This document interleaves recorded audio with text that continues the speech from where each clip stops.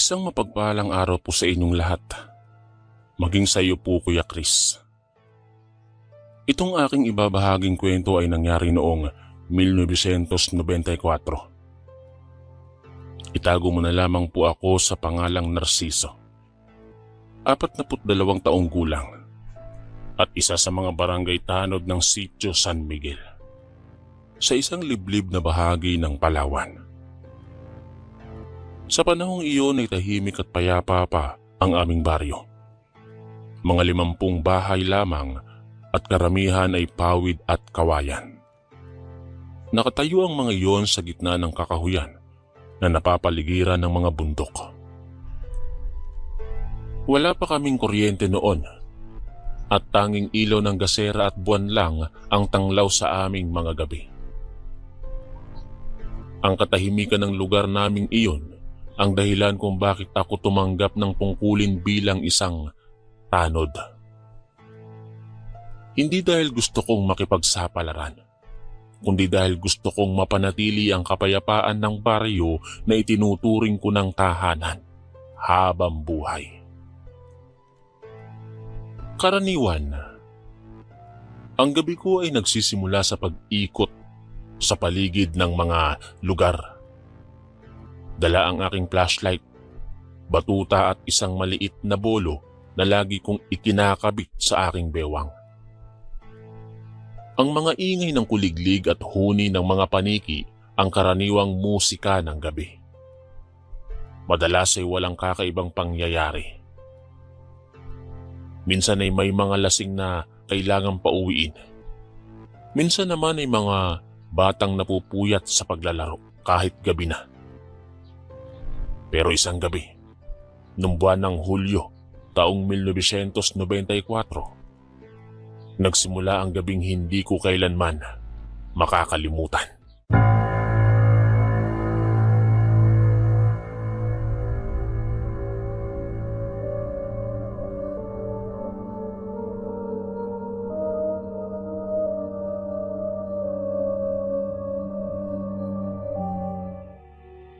Nagsimula ito nang mapansin kong kakaiba ang tahimik ng paligid.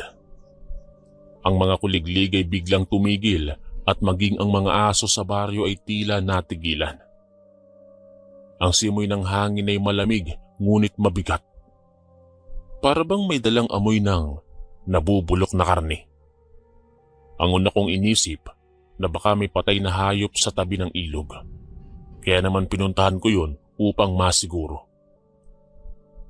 Subalit habang papalapit ako, napansin kong may anino sa itaas ng isang puno ng akasya. Mabagal itong gumalaw, ngunit malinaw kong nakita ang pagkumpas ng dalawang mahahabang braso na parang may hinahanap sa lupa. Kinabahan ako, ngunit dahil sanay ako sa mga gabi ng ronda, pinilit kong maging kalmado. Sinipat ko gamit ang flashlight ang direksyon ng anino. At sa isang iglap, naaninag ko ang hugis ng isang nilalang na hindi tao. Mahaba ang mga kuko, maputla ang balat, at ang mga mata ay kumikislap na parang mata ng pusa. Napaatras ako sa gulat, at nang mapansin itong may ilaw, mabilis itong tumalon pababa at tumakbo papunta sa gubat. Hindi ako agad nakakilos. Para akong napako sa kinatatayuan ko habang bumibilis ang tibok ng dibdib ko. Hindi ko alam kung ano ang nakita ko. Ngunit hindi yun hayop. Hindi rin yun tao. Sa kabila ng takot, pinilit kong ipagpatuloy ang pagroronda. Ngunit habang naglalakad ako pabalik sa kalsadang papunta sa gitna ng baryo, napansin kong sa bawat sulok na dinaraanan ko, tila may mga matang nakamasid. Parang may mga nilalang sa dilim na nakatingin lamang. Nag-aabang ng pagkakataong lumapit. Nang gabing yon, halos hindi ako nakatulog. Ngunit hindi ko sinabi kanino man ang aking nakita. Kinabukasan ay nagkunwari akong walang kakaibang nangyari. Ngunit habang tinatapos ko ang aking tungkulin, may lumapit sa aking isang matandang babae na nakatira sa dulong bahagi ng baryo. Anya, may ilang manok daw silang nawawala nitong mga nakaraang gabi. Isa o dalawa sa una. Hanggang sa tuluyang ubos ang mga alaga niya. Hindi ko binanggit ang nakita ko pero sa loob-loob ko'y may koneksyon yon. Lalong tumibay ang kutob ko nang sabihin ng babae na tuwing nawawala raw ang manok ay may naririnig silang mga kakaibang iyak sa gabi. Hindi tao at hindi rin hayop. Simula noon ay naging mas maingat ako sa bawat gabi ng aking pagroronda. Isang linggo ang lumipas at bawat gabi ay tila mas lumalakas ang presensyang nararamdaman ko. Sa paligid ng gubat, may mga nakikitang bakas ng paa. Malalaki, parang sa tao ngunit mahahaba ang daliri. Minsan ay may bahid ng dugo sa lupa, pero walang bangkay na makikita. Sinimulan kong tandaan ang bawat lugar kung saan ko ito nakikita. Lahat ay patungo sa isang direksyon. Ang lumang bahay sa dulo ng baryo.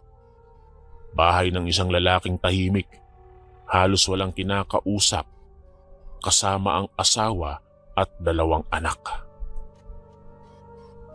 Ang bahay nilang iyon ay gawa sa lumang kahoy, palibot ng mga puno ng saging at niyog. Madalas kong nakikitang may ilaw sa loob tuwing hating gabi, kahit walang kuryente. May nagsasabing gumagamit sila ng mga kandila, pero minsan mula sa malayo ay para yung apoy na kulay asul. Liwanag na hindi normal sa ordinaryong kandila. Noon ko naisip na baka may mali sa pamilyang yon. Ngunit bilang tanod, hindi ako maaaring mag-akusa ng walang patunay. Isang gabi nagpasya akong magtago sa may kakahuyan malapit sa bahay nila. Tahimik akong naghintay at mula sa dilim, nakita ko ang pinto nilang dahan-dahang bumubukas. Lumabas ang babae. Nakaputi, mahaba ang buhok at tila naglalakad papunta sa likod bahay. Ang mga kamay niya ay may hawak na tila sisidlan ng tubig. Ngunit nang tumapat siya sa liwanag ng buwan, nakita kong hindi yung tubig kundi parang dugo. Namilog ang mga mata ko. Yun na ang sandaling nakumpirma kong hindi ordinaryo ang pamilyang ito. Pagbalik ko sa baryo, hindi ko sinabi sa kahit sino ang aking nakita. Hindi ko alam kung maniniwala sila o pagtatawanan lang ako. Pero sa loob ko, alam kong kailangan kong malaman ang buong katotohanan. Alam kong may mas malalim pa kaysa sa simpleng pagkawala ng mga alagang hayop. May mga nilalang sa paligid namin na nagkukubli sa anyo ng tao. At ako lamang ang nakapansin. Mula nung gabing yon, nagsimula na ang lihim kong imbestigasyon. Araw-araw kong pinagmamasdan ng pamilya.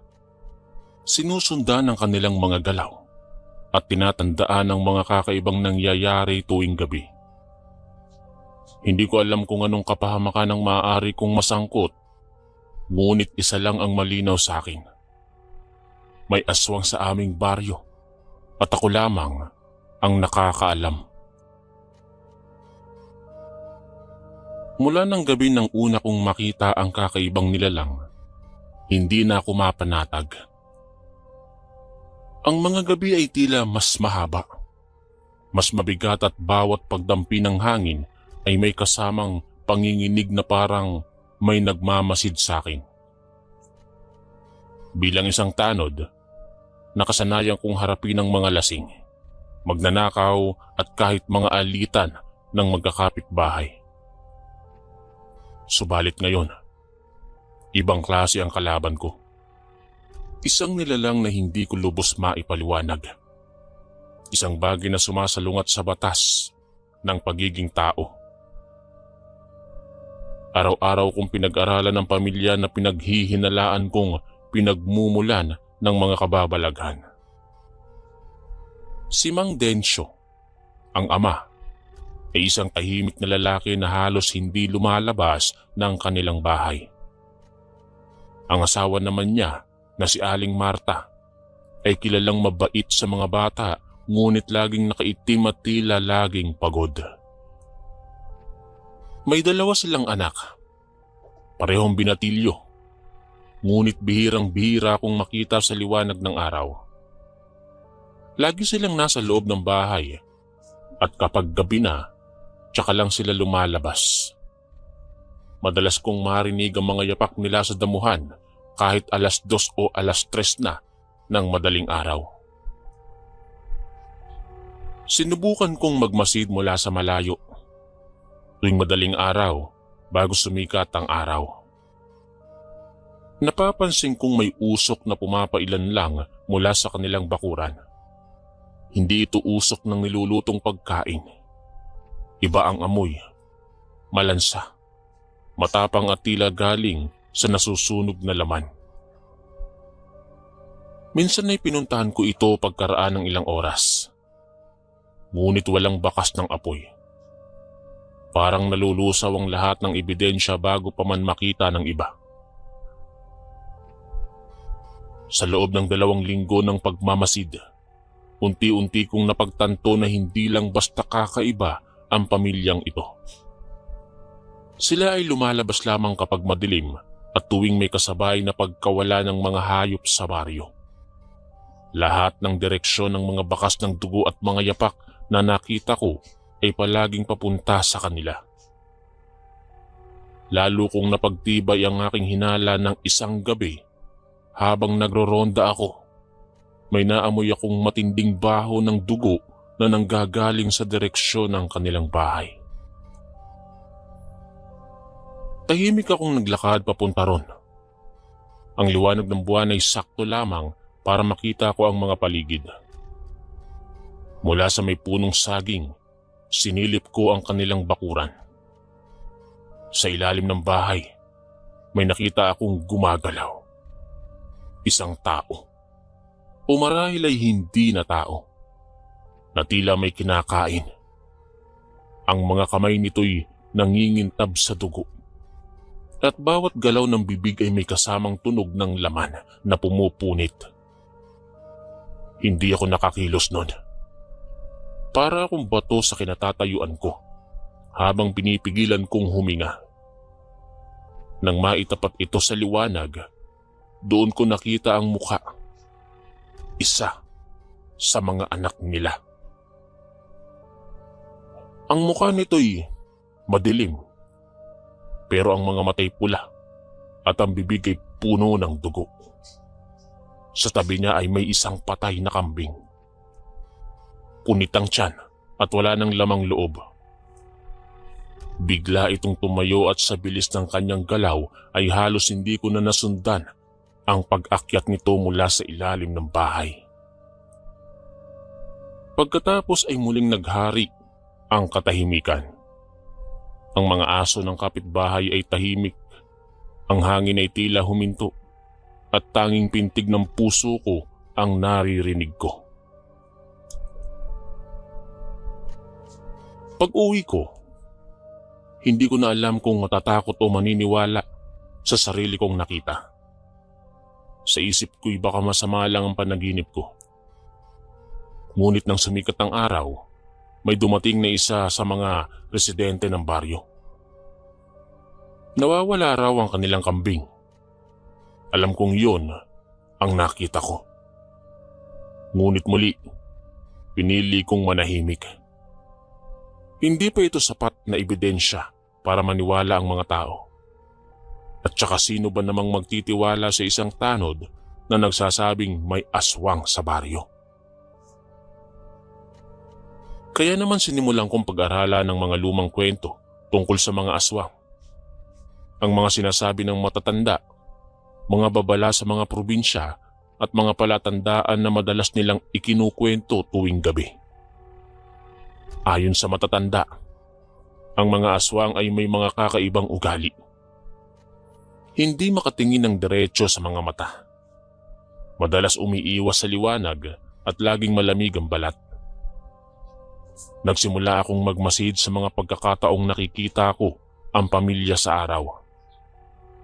Sa tuwing may pagpupulong sa baryo, lagi silang nakatayo sa lilim at kapag napapainitan ng araw, tila nagkakabisa ng takot sa kanilang mga mukha. Doon ako nakatiyak. Hindi lamang isa, kundi buong pamilya ang mga aswang na yon. At sa isip ko, kung hahayaan ko silang manatili, mas marami pang maaapektuhan. Ngunit hindi ko pa rin magawang magsumbong. Alam kong kapag walang matibay na pruweba, ako lang ang mapapahamak. Kaya naman nagpasya akong ipagpatuloy ang aking lihim na imbestigasyon.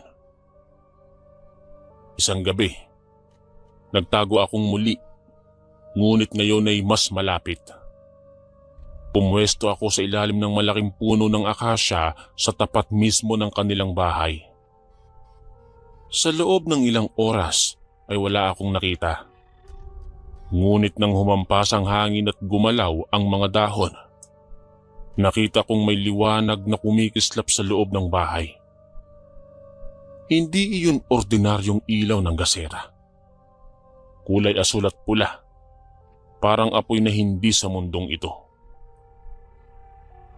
Maya-maya pa'y lumabas si Mang Densyo. At sa kanyang mga kamay ay tila may hawak siyang bagay na naglalaman ng kumikislap na liwanag. Sa tabi niya, ang kanyang asawa at mga anak ay nakapikit. Parang may ginagawa silang ritual. Nang gabing iyon ay naunawaan ko kung bakit palaging may amoy ng nasusunog na laman sa kanilang paligid. Ang ginagawa nilang iyon ay hindi basta-bastang ritual, kundi isang uri ng pagpapakain, parang pag-aalay ng dugo. Mabilis kong iniwan ng lugar bago pa ako mapansin. Ang puso ko'y tumitibok ng malakas habang bumabagtas sa madilim na daan pa uwi. Alam kong kailangan ko ng kumilos. Dahil kung patatagalin ko pa, baka isa sa amin ang susunod nilang kunin. Ngunit bago ako humingi ng tulong, kailangan ko ng patunay na hindi maikakaila. Kinabukasan, nagayos ako ng plano. Magbabantay ako sa kanila buong magdamag, mula sa takipsilim hanggang umaga. Dadalhin ko ang aking lumang kamera at kung maaari ay makunan ko ng larawan ng kanilang ginagawa. Yun lamang ang paraan upang maniwala ang mga tao sa baryo. Hindi ko alam kung anong kapalit ng haharapin kong ito. Ngunit handa ako. At nang sumapit muli ang gabi, nagbalik ako sa dating pwesto. Sa ilalim ng akasya. Sa lilim ng kadiliman.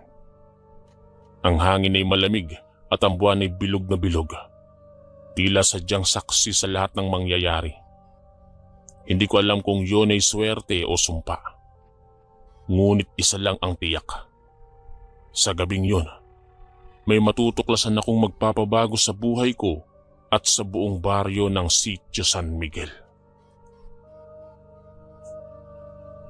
Ang gabi ng aking pagbabalik sa ilalim ng punong akasya ay tila mas mabigat kaysa dati.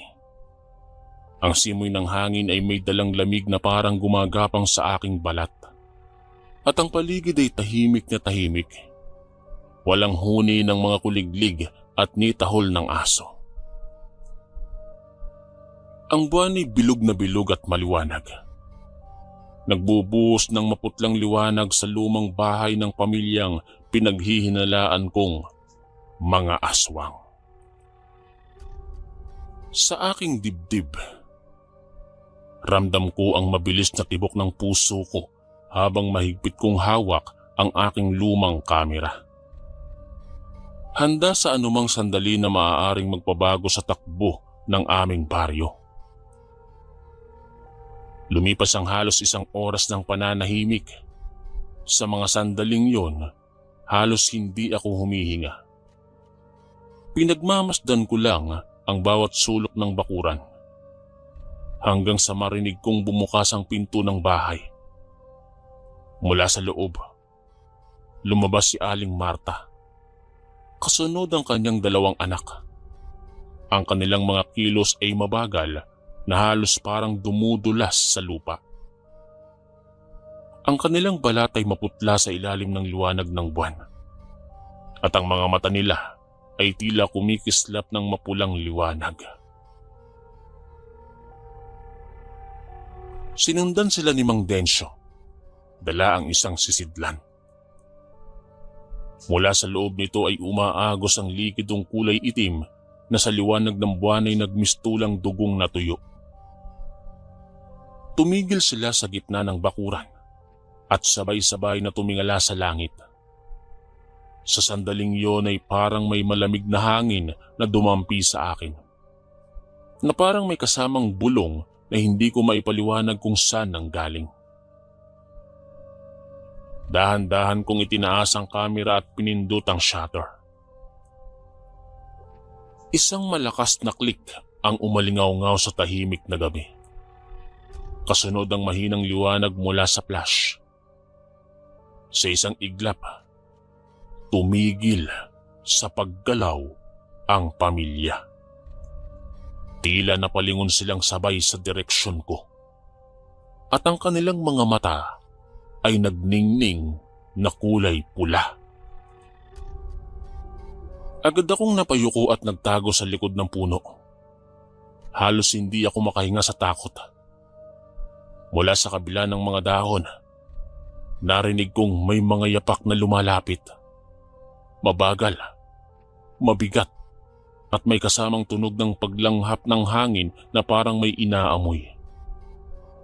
Alam kong ako ang hinahanap nila. Dahan-dahan kong inislide ang kamera sa loob ng aking jacket habang pilit kong pinipigil ang panginginig ng aking mga kamay. Ang pawis sa aking noo ay parang nagyeyelo sa lamig ng paligid. Ngunit sa awa ng Diyos, matapos ang ilang minuto ng tensyon, narinig kong bumalik ang mga yapak sa bahay. Pagkatapos nun, tumigil ang lahat. Ang tanging naririnig ko na lamang ay ang sarili kong paghinga. Ilang minuto pa akong nanatiling nakatago bago ako nagkalakas loob na lumayo. Dahan-dahan kong tinahak ang madilim na daan pa uwi, dala ang kamera na pinaniniwalaan kong magpapatunay sa lahat ng aking hinala. Pagdating ko sa aking kubo, agad kong isinara ang pinto at sinindihan ang lamparang digaas.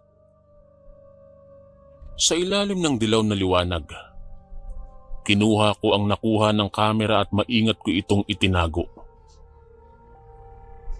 Kinabukasan ay maaga akong bumiyahe papunta sa bayan upang maipadevelop ang mga larawan. Sa biyahe, pilit kong pinapakalma ang sarili ko. Ngunit hindi mawala sa isip ko ang pulang mata ng mga nilalang na yon. Pagkarating ko sa Photoshop, halos nanginginig pa rin ako. Sinabihan akong bumalik kinahapunan upang kunin ang mga larawan. Buong araw akong naghintay sa isang karinderya.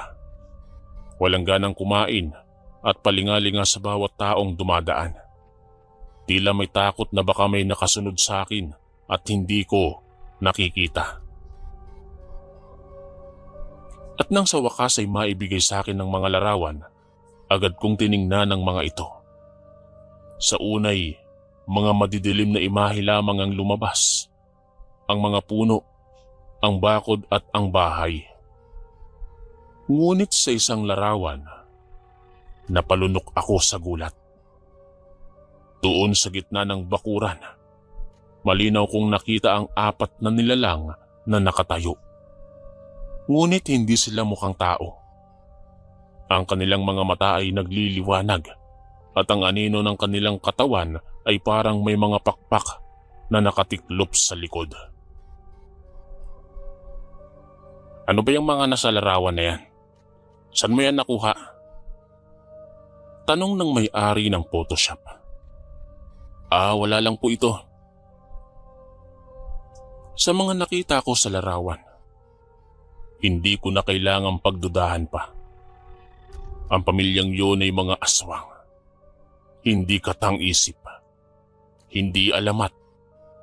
Dahil tunay silang umiiral sa mundo. Ang larawan ay sapat na upang patunayan yon. Ngunit kasabay ng pagkatuklas ko, dumating ang mas mabigat na desisyon. Paano ko sasabihin ito sa mga tao nang hindi ako paghihigantihan ng mga nilalang na yon? Kinabukasan, sinubukan kong magsimula sa mga pinagkakatiwalaang tao, ang kapwa kong mga tanod at ang ilang matatanda sa baryo. Ngunit tila may kakaibang nangyari. Bago pa man ako makapagsalita, biglang nagbago ang ihip ng hangin at ang paligid ay tila lumamig. Ang mga aso ay tahol ng tahol sa direksyon ng bahay ng pamilya. Para bang alam din nila kung anong tunay ng pagkatao ang pamilyang iyon. Sa takot na baka maunahan ako ng kapahamakan, nagpasya akong maghanda. Bago pa man lumalim ang gabi, tinipon ko ang ilang malalapit na kaibigan at lihim kong ipinasilip sa kanila ang larawan. Hindi ko kailangang magsalita. Sapat na ang nakita nila para maniwala. Ang ilan ay agad na umalis sa baryo, ngunit ang mga natira ay pumayag na tumulong. Alam naming hindi magiging madali ang pagharap sa mga tulad nila, kaya pinagplanuhan naming mabuti ang susunod na hakbang. Kakailanganin namin ng mga matatalas na bolo, mga bawang, asin at langis. Mga bagay na ayon sa matatanday epektibong panlaban sa mga aswang. Sa gabing yun, habang naghahanda ako ng mga gamit, muli kong naramdaman ang malamig na presensya sa paligid. Mula sa bintana ng aking bahay, nakita kong may aninong dumaan sa kalsada. Mahaba, payat at mabilis. Ang mga aso ay umuungol, ang hangin ay biglang nagbago at sa hindi kalayuan, nakita kong nakatayo si Mang Densyo.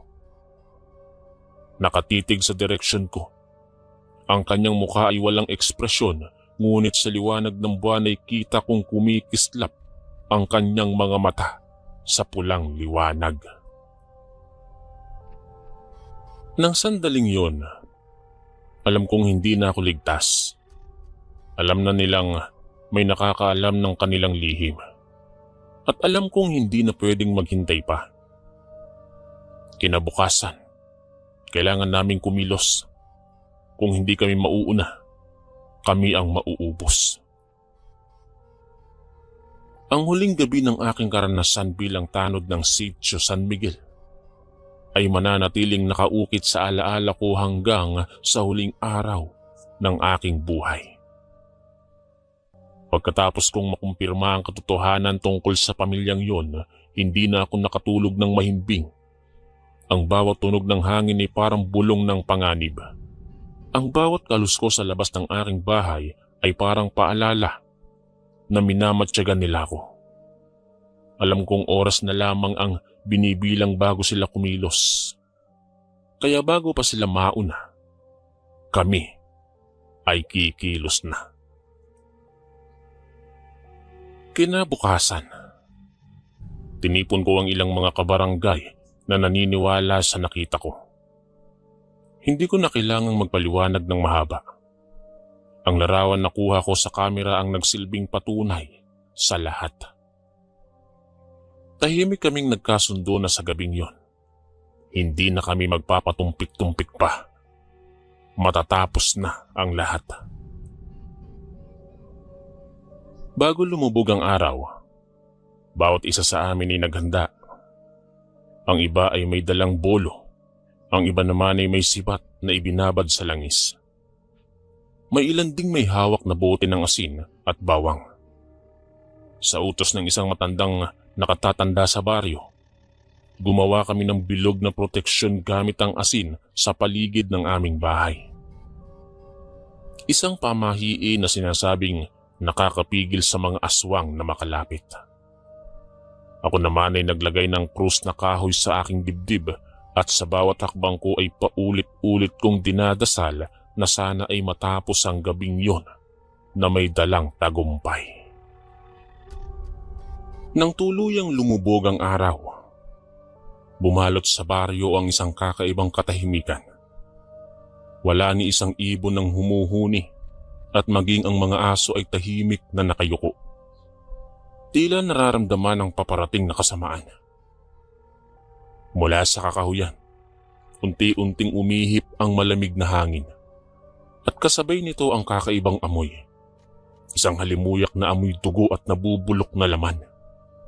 Ang mga lamparang nakasindi sa bawat bahay ay kumikislap at ang anino ng mga puno ay tila sumasayaw sa takot.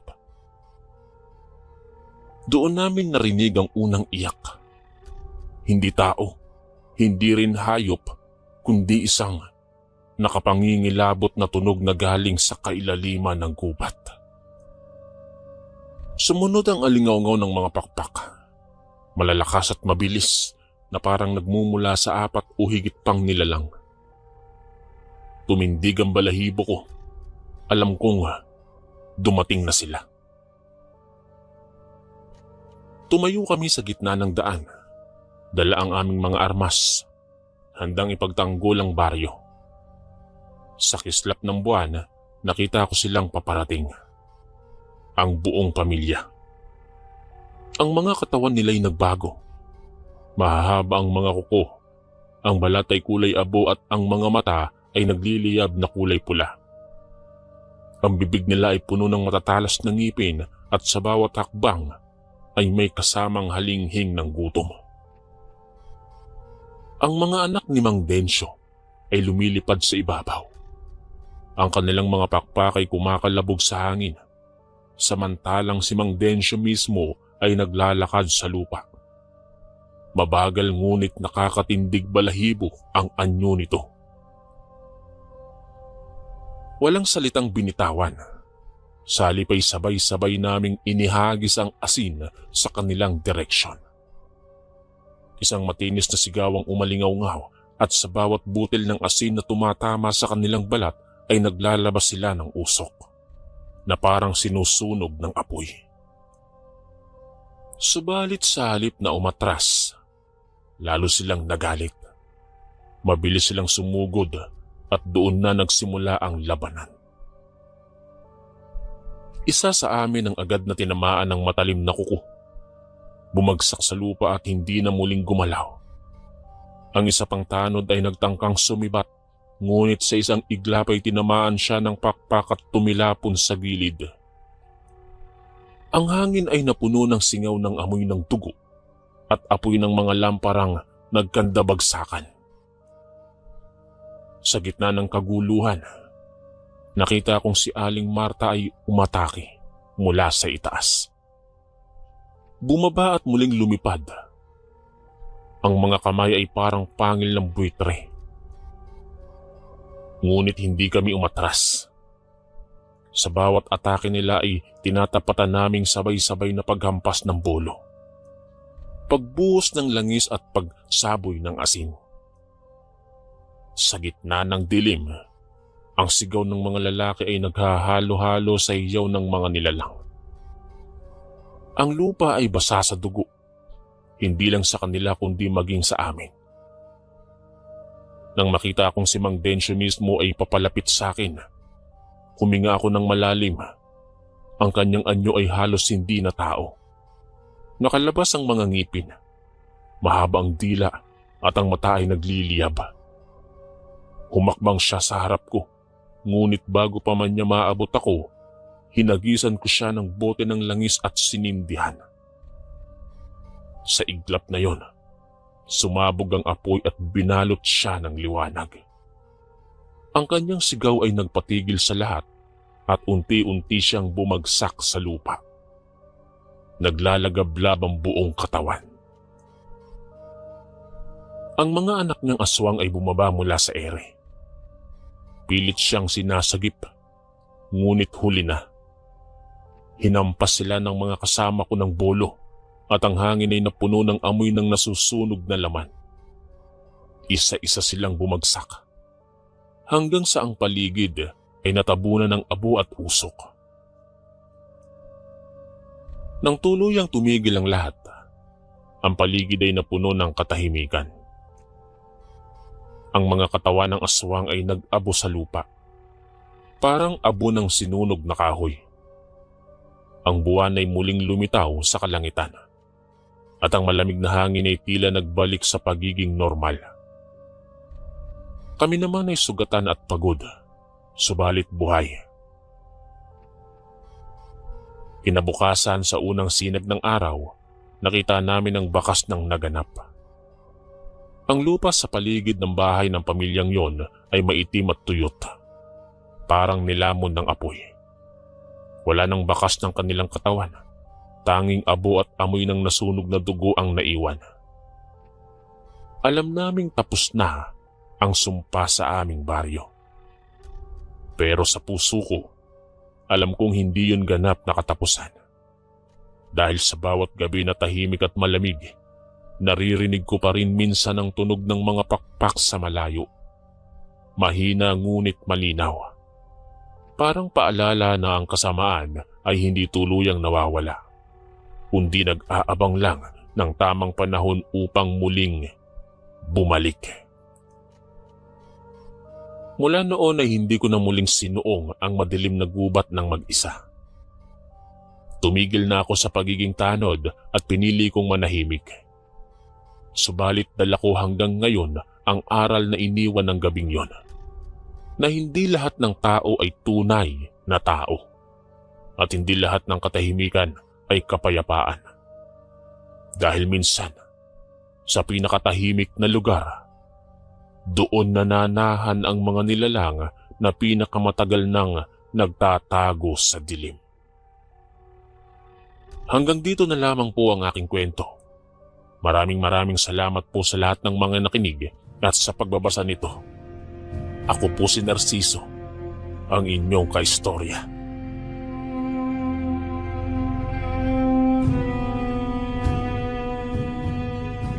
Mapagpalang araw po sa mga nakikinig sa channel na ito. Nais ko lamang pong ibahagi sa inyo ang karanasan ko patungkol sa mga aswang na minsang makakita kami ng aking tatay Simon. Tawagin niyo na lamang ako sa pangalang Lolina, na noon ay nasa 15 taong gulang pa lamang. Nakatira kami noon ng aking mga magulang sa isang sityo sa Samar. Hindi ko na lang papangalanan ng sityo, para na rin sa seguridad ng mga taong naninirahan doon. Malapit ang kinatitirikan ng bahay namin sa dagat, kaya naman pangingisda ang pangunahing hanap buhay. Maganda, maaliwalas, presko ang hangin, malawak ang karagatan at may malawak na kakahuyan. 15 taong gulang na ako noon pero hindi na rin nagawang magkaanak pa ng aking mga magulang dahil na rin sa nahihirapan ng makabuo dahil hindi na daw kayang mabuntis ng nanay. Kaya naman sa akin na napupunta ang lahat ng atensyon ng aking mga magulang. 12 anyos pa lang ako ay gustong-gusto ko nang magkaroon ng kapatid dahil sa gusto ko rin ng may inaalagaan. Subalit hindi na talaga kaya ng aking mga magulang. Lumipas pa ang 2 taon, ngayon ay 15 na ako. Ayos na din sa akin kahit hindi na ako magkaroon ng kapatid dahil masaya din naman dahil sa akin halos napupunta ang lahat ng atensyon at pagmamahal ng aking mga magulang. Isang araw, Nakita kong pumipitas ng kalamansi ang aking nanay at gagamitin niya daw mamaya sa pagluluto ng sinabawang isda. Mas mainam kasing gamitin ang katas ng kalamansi. Mas masarap at nanonood talaga ang asim. Ang tatay Simon ko ang nagtanim ng kalamansing yon dahil sa paborito niya din ang limonada o kalamansi juice. Isang hapon ay sinama ako ng aking tatay Simon sa pangingisda dahil yung katuwang niya ay may sakit daw. Kahit babae ako, ay kayang-kaya ko naman yon. Hindi lang kasi ito ang unang pagsama ng aking tatay Simon sa pangingisda. Maraming beses na akong nakasama. Dahil sa nag-iisang anak lang naman ako, ay pinilit ko na rin ang sarili ko na pag-aralan ng pangingisda. Madaling araw kami noon umalis ng tatay ko para daw mas maraming huli. Habang nag-aayos kami ng gamit, ay may huni kaming narinig. Noong una ay hindi pa masyadong maayos dahil malayo pa. Ngunit habang papalapit na yon, ay isang kambing ang narinig namin. Pero ang nakapagtataka ay wala ito sa ibaba, kundi nasa itaas. Agad na napakunot ng noo ang tatay Simon ko at lumabas. Sinundan ko ito, ngunit ang nakita lang namin ay malaking ibon. At hindi naman namin napansin na may dala itong kambing. Napasabi na lang ang tatay na baka sa katabing bahay lamang ang kambing na yon. At agad ko naman itong sinang-ayunan. Lumabas na kami ng tatay at sumakay na sa bangka. Nang nasa malalim na kaming parte ng dagat at naghahanda ng ibaba ang lambat, narinig ulit namin ang kambing na isang beses na sumigaw ng malakas. Nakiramdam muna ang aking ama at ako naman ay tinitingnan ko lang ang aking tatay habang palingalinga siya. Maya-maya pa, galing sa madilim na bahagi ng aming sityo ay may lumipad na isang malaking ibon at sabay na umalis. Nagtaka ako dahil sa sinabi ng tatay na ilaglag ko na daw lahat ng lambat at tatabi muna kami sa may pangpang. Nang nasa may pangpang na kami, ay sinabi sa akin ng tatay na isa daw yung aswang. Natulala naman ako sa sinabi ng aking tatay Simon. Nagtataka man ngunit ang lumilipad nga na yon ay isa nga talagang aswang. Dahil wala namang ganoong kalaking paniki, hindi ko alam kung anong sasabihin ko sa aking tatay. Gustuhin ko mang umuwi ay hindi ko magawa. Dahil ayaw ko din namang ipakita sa aking ama na natatakot ako. Nang umalis na nga ang aswang na yon, ay sinabi ng tatay na siguro daw ay napadaan lang ang aswang sa aming sityo. Kaya naman ay parang nabunutan ako ng tinik na wala ang takot na pumapangibabaw sa aking kaisipan. Marami kaming nahuli ng araw na yon at pagka-uwi namin sa bahay, dahil sa tuwa't galak ng aming nararamdaman, ay nakalimutan ko na ang nangyari. Hindi na namin ito nabanggit sa aking inay. Ang iba sa aming nahuli ay ipinagbili namin sa aming mga kasityo para naman may perang mahawakan si nanay. Masayang masaya ako ng araw na yon. Nagpalipas muna si tatay ng isang araw sa pangingisda dahil marami naman ang nahuli namin at pasasalamat naman namin ni nanay na hindi muna nangisda ang aking ama dahil kinagabihang iyon ay naranasan namin ang hindi naming inaasahang pangyayari. Yung akalang napadaan lang ay talaga namang ang sityo namin ng pakay ng aswang. Habang nagpapahinga na nga kami ng aking mga magulang, ay narinig ko ang pagaspas ng isang malaking ibon sa may bubungan. Halatang malaking ibon ito dahil sa lakas ng hangin na tumatama sa aming bubong. Nakiramdam ako at tiningnan ng aking mga magulang dahil sa natatakot na din ako. Nang pagtingin ko sa nanay ko, ay mahimbing itong natutulog. Akmang magsasalita na sana ako para gisingin ito. Subalit bigla akong kinublit ng aking ama. Nakita kong nilagay nito ang isang daliri sa kanyang bibig. Sign na wag akong maingay. Patuloy lang kami na nakikiramdam sa sunod na gagawin ng nilalang. Maya-maya pa, ay para ba itong galit na galit habang niyuyugyog ang bubungan. Dahil sa ginagawang iyon ng nilalang, ay napaiyak na ako at napayakap sa aking ina. Nagising na din ng mga oras na yon. Lumabas ang aking tatay at sabay na nagsisigaw at pinapababa nito ang kung anong nilalang ang nasa taas ng bubong. At galit na minumura at pinagbabato ito. Akmang lalabas na sana ako para tignan kung anong nangyayari at kung sino ang pinapababa ng aking tatay. Nang biglang sumigaw ang tatay Simon ng, "Aswang! Bumaba ka dyan at harapin mo ako!" Dahil sa sinabing iyon ng tatay Simon, ay para bang napako ang aking kwetan dahil hindi ako nakatayo at natulala na lang ako. Nakikinig sa susunod na isisigaw ng aking tatay Simon. Mabilis naman akong hinila ng aking inay at niyakap habang nagdadasal ito. Maya-maya pa, ay narinig na lang namin ang pagsigaw ng iba pang tao na nasa labas. Dahil sa narinig namin ng aking inay, ay lumabas na din kami. At nakita nga namin ang mga kasityo namin na nagtatanong sa tatay kung anong nangyayari. Ngunit hindi masabi ng tatay ang kanyang nakita dahil baka pag sinabi niya ito ay hindi siya paniwalaan o di kaya'y pagkamalan pa siyang baliw. Ang nanay at ang tatay ko lang ang nakakaalam kung anong nangyari. Nang dahil sa pangyayaring yon, ay mas nagdoble ingat pa ang aking tatay.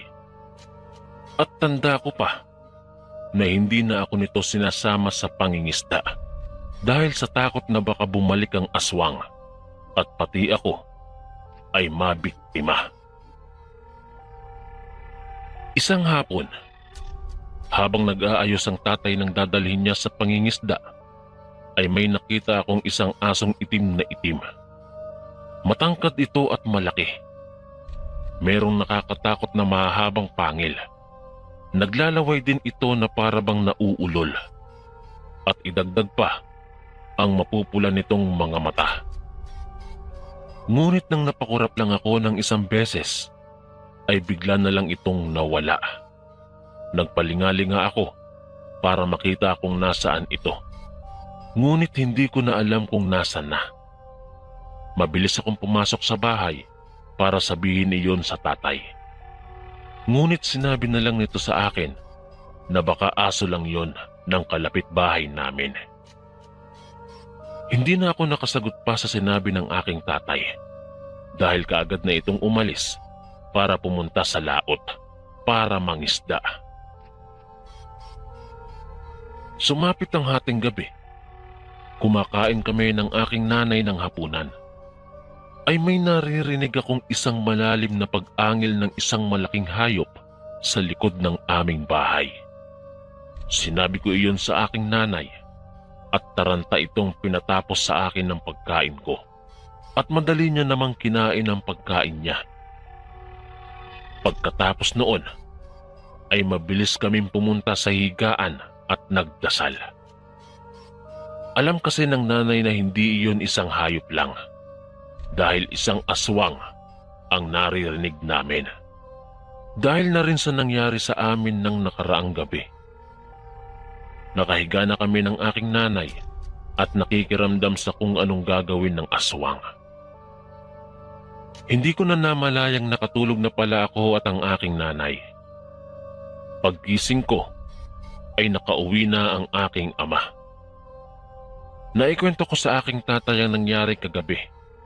Natakot naman ito para sa amin. Ngunit wala naman siyang magawa. Nang araw na yon, ay nagluto ang aking nanay ng sinabawang isda gamit ang kalamansi. Talaga namang kakaiba ang sarap nito. Madami-dami din kaya naman hanggang sa gabi ay yun ang ulam namin. Sumapit ang gabi. Habang tinuturuan ako ng aking tatay na magbasa, narinig na lang namin ang malakas na pagsigaw ng aking nanay. Kaya naman ay mabilis na tumakbo ang aking tatay papunta sa kusina at sumunod naman ako. Nakita ko ang mukha ng aking nanay na takot na takot. Hindi rin ito makapagsalita at namumutla na ito. Mabilis na pinakalma ni tatay si nanay at pinaupo hanggang sa tumingin na ang nanay sa tatay at sinabi ang nangyari. Habang naghuhugas daw siya ng mga pinagkainan ay may nakita siyang isang aso. Kaya naman yung mga ginamit na kalamansi ay tinapon niya doon, ngunit nang hilakbot siya sa sunod na nangyari. Mabilis na gumulong sa lupa ang aso habang sumisigaw at umuusok ang katawan.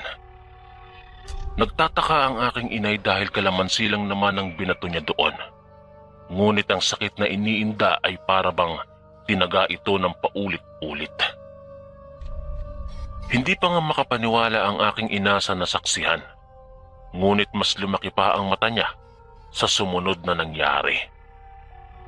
Mabilis na nagpalit anyo ang aso at tumambad sa harapan niya ang hubot-hubad na matandang babae.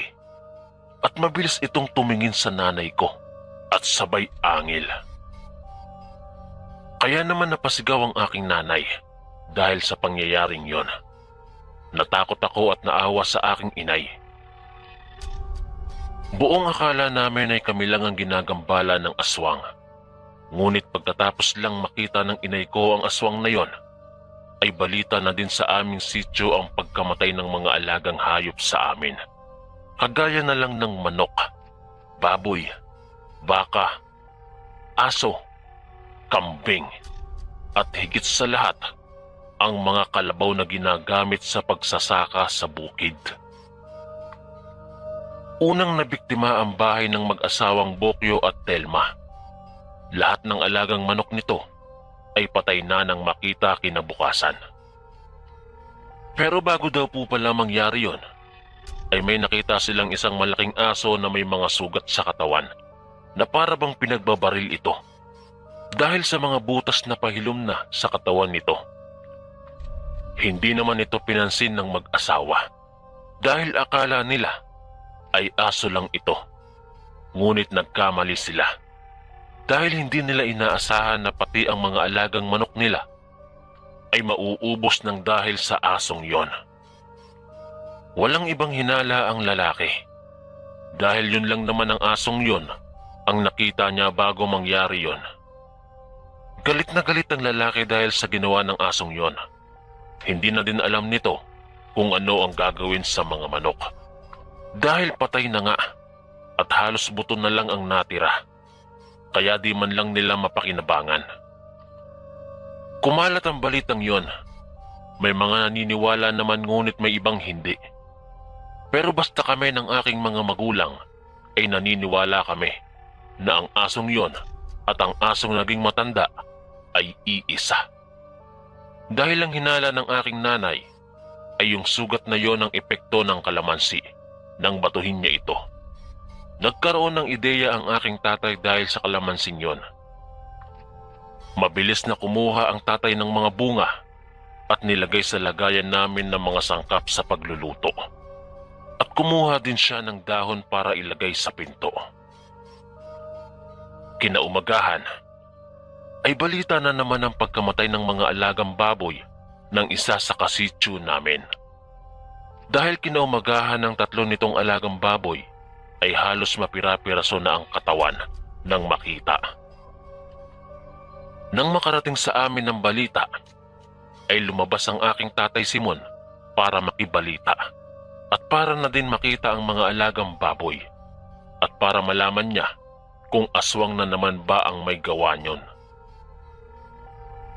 Kaya naman nang makita yon ng tatay, ay hindi na siya nagdalawang isip na sabihin sa mga nagtitipong mga tao na nakatingin sa mga nagkakalat na laman at lamang loob ng baboy ay isang aswang ang may gawa nito. Nagkatinginan ng mga tao at mabilis na lumingon ito sa aking tatay. Halata sa mga mukha nito ang pagtataka at takot. Naikwento din ng tatay yung unang gabi nang minsang makita namin ng aswang. Kaya naman ay mabilis na naniwala ang mga tao. Sinabi din ng tatay ang mabisang pangontra dito. Yun nga ay ang kalamansi. Nagtataka man ng mga tao sa sinabi ng tatay, ay mabilis naman silang naniwala. Sumapit ang gabi, ay konti na lang ang tao na makikita mo sa labas at halos lahat ay nasa loob na ng bahay. Kahit nga ang mga alagang hayop nila ay sa loob na rin nilalagay dahil sa takot na baka ito ay kainin ng nasabing aswang. Isang gabi, habang nagpapahinga na kami, ay narinig na naman namin ang pag-angil ng isang aso. Paikot-ikot ito sa bahay namin na para bang binabantayan kami nitong lumabas. Hindi namin alam kung nagalit ba ang aswang sa ginawa ng aking nanay, kaya pabalik-balik ito sa bahay namin. O kaya naman ay kami talaga ang puntirya nito. Nakatulog na lang ako dahil sa takot. Magdamag akong nakayakap sa aking nanay at paggising ko ay mag-isa na lang ako sa tulugan namin. At paglabas ko ay nakita ko ang aking tatay Simon na may kausap sa labas. Nagkusot pa ako ng aking mga mata at pumasok para pumunta sa aking nanay. Pagkatapos kong maghilamos, ay pinatawag na sa akin ng aking nanay ang aking tatay Simon dahil mag-aagahan na. Habang papalapit ako ng papalapit sa kinaroroonan ng aking tatay Simon at ang kausap nitong lalaki, ay naririnig ko ang salitang may mga patay na naman. Kaya mas lalo akong binilisan ang paglalakad ko. At nang nasa harapan na ako ng tatay, ay hindi muna ako nagsalita bilang respeto dahil hindi pa ito tapos sa pakikipag-usap. Narinig ko ang sinasabi ng lalaki na 2 kalabaw naman daw ang nabiktima ng aswang kagabi.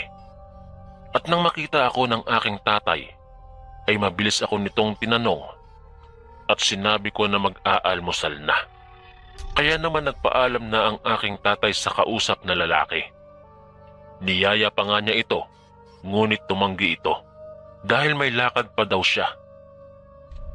Pagkapasok namin ng bahay ng aking tatay at nang nakaupo na ito sa mesa, ay hinihintay ko itong magsalita para malaman kung ano ang pinag-usapan nila ng lalaki. Hindi nga ako nabigo dahil maya-maya lang, nang mailapag na ng nanay ay nagkwento ang tatay na mamayang gabi daw ay magroronda sila kasama ng iba pang mga kabaryo namin. Dahil sa sunod-sunod na panggagambala ng aswang, naikwento din nito ang nangyari sa kalabaw. Bali ang nangyari daw pala ng gabing yon, habang ang lalaki ay nagpapahinga na, ay naririnig niyang maingay ang alaga niyang kalabaw. Isang babae at lalaking kalabaw. Kaya naman akala nito ay naglalambingan lang ang kalabaw. Napangiti pa nga ang lalaki dahil sa madadagdagan na naman daw ang alaga niyang kalabaw dahil mabubuntis daw ito. Kaya hinayaan niya na lang at natulog, ngunit kinabukasan ay imbis na dumami ay napaluhod na lang siya nang makita niya ang kanyang kalabaw na nakahiga sa lupa at wala ng buhay. Wala na din ang mga lamang loob nito at nakamulat pa ang mga mata. Galit na sumigaw ang lalaki dahil sa nangyari sa kanyang alaga. Dahil sa kwentong yon ng aking tatay, ay naawa naman ang aking nanay kaya pinayagan niya ang aking tatay na sumama sa ronda kahit natatakot man. Sumapit na nga ang pagroronda. Habang naglalakad ang mga kalalakihan sa kabahayan, ay napansin nila ang isang malaking aso. Kaya dahan-dahan nila itong tiningnan. Subalit nang papalapit na sila sa aso, ay mabilis na naghanap ang tatay ng kalamansi. Ngunit wala siyang makita, kaya binato niya na lang ito. Napalingon ito sa kanya at malakas na umangil. Subalit nang makita ng malaking itim na aso na maraming kasama ang tatay ko, ay mabilis itong tumakbo. Agad itong hinabol ng mga kalalakihang kasama ng tatay ko at nagkahiwa-hiwalay sila. Nagpalingalinga ang aking tatay para humanap ng kalamansi. Pagtingin niya sa isang parte, ay nakita niya ang may kataasang kalamansi. Mabilis siyang pumunta doon, ngunit nang malapit na siya, ay bigla na lamang siyang tinalunan ng aso at inangilan. Dahil sa gulat niya ay natumba siya. Mabilis siyang tumayo at naghanap ng kalamansi, ngunit wala siyang mahanap na bunga. Kaya naman yung tangkay na lang ng kalamansi ang kinuha niya na maraming dahon. Mabilis niyang iwinasiwas ito at bigla niyang hinampas ang malaking aso. Dahilan na umatungal ito at gumawa ng ingay. Kaya naman nang marinig iyon ng mga kasamahan ng aking tatay, ay hinampas niya pa ito ng paulit-ulit. Kaya naman mas lalong lumala ang ingay. Nang makalapit na ang mga kasamahan ng aking tatay, ay nakita nila ang isang malaking maitim na aso. Mapupula ang mga mata, may mahahabang pangil at naglalaway habang inaangilan ng aking tatay. At nang mapansin sila ng aso, ay mabilis itong kumaripas ng takbo patungo sa damuhan at madilim na bahagi. Hinabol ng iba at ang iba naman ay pumunta sa tatay. Nangihina noon ang aking tatay, pero wala naman daw siyang sugat. Dahil lang daw yata yon sa nararamdaman niyang takot nang makita niya ang asong yon. Bumalik ang kasamahan ng aking tatay na wala na silang nakita. Dahil pagdating daw nila sa may mahahabang damuhan, ay nawala ang malaking aso.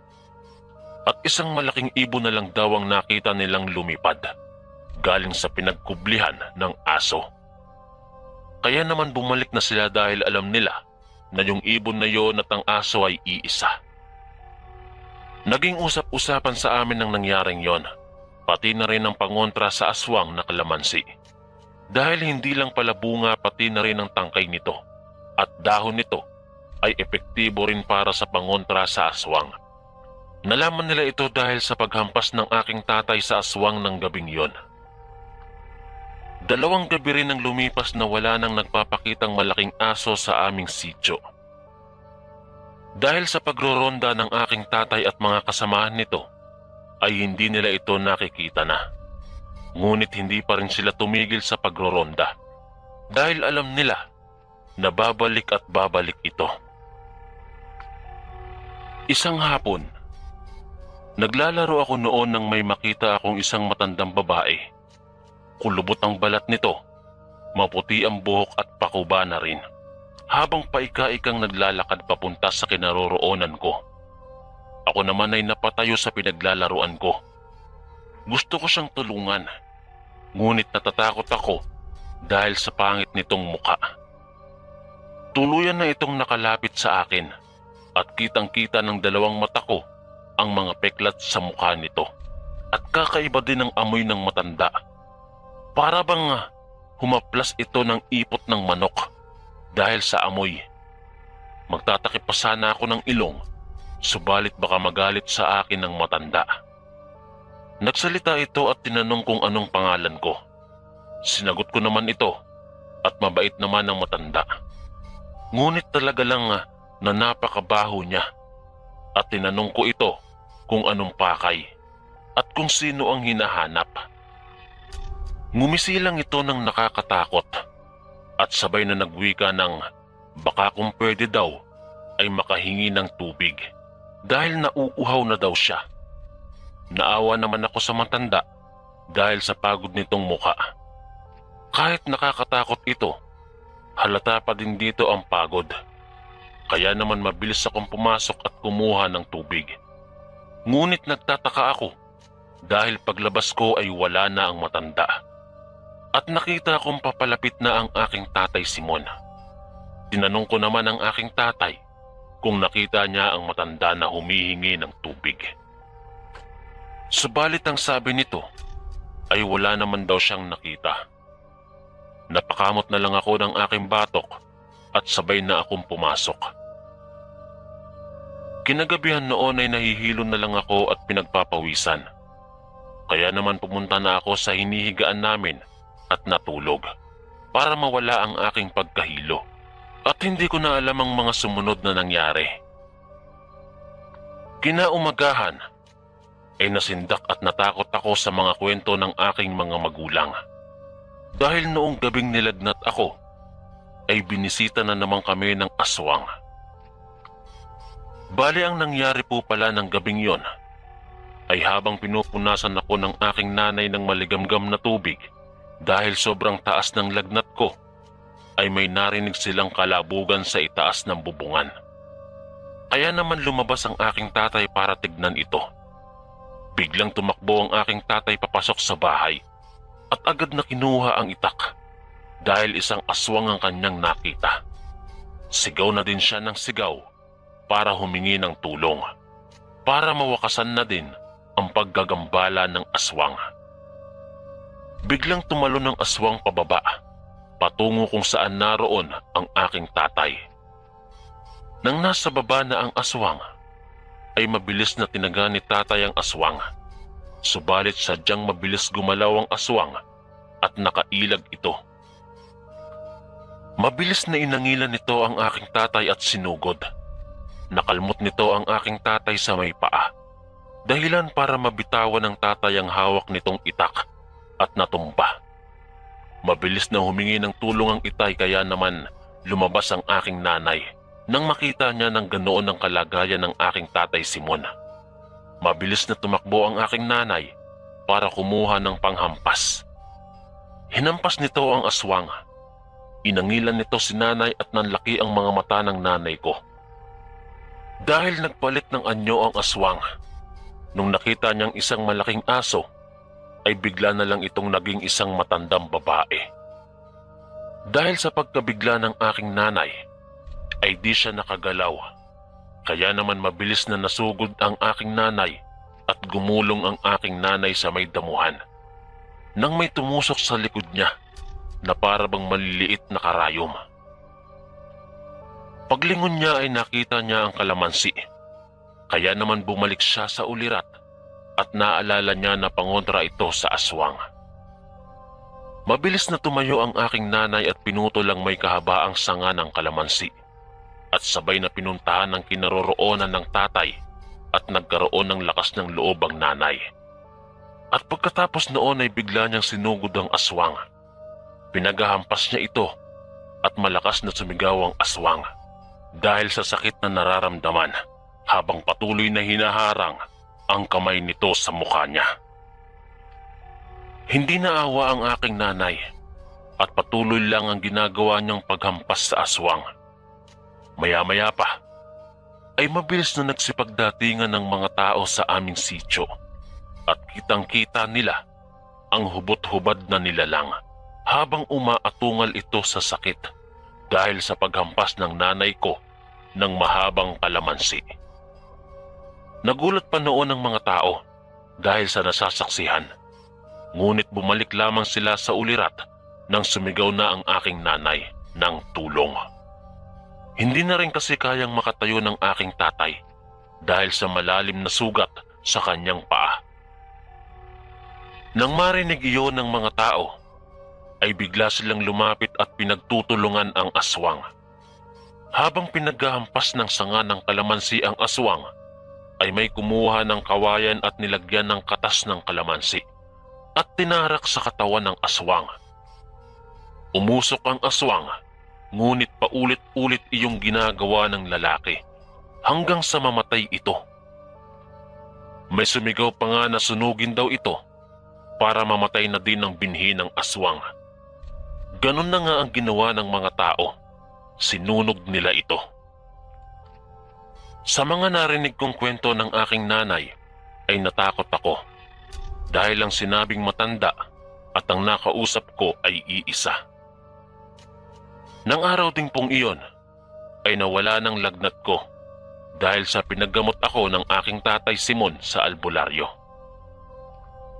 Ngayon ay nasa Maynila na po ako, sapagkat dito na po ako nakapangasawa at biniyayaan ng makukulit na anak.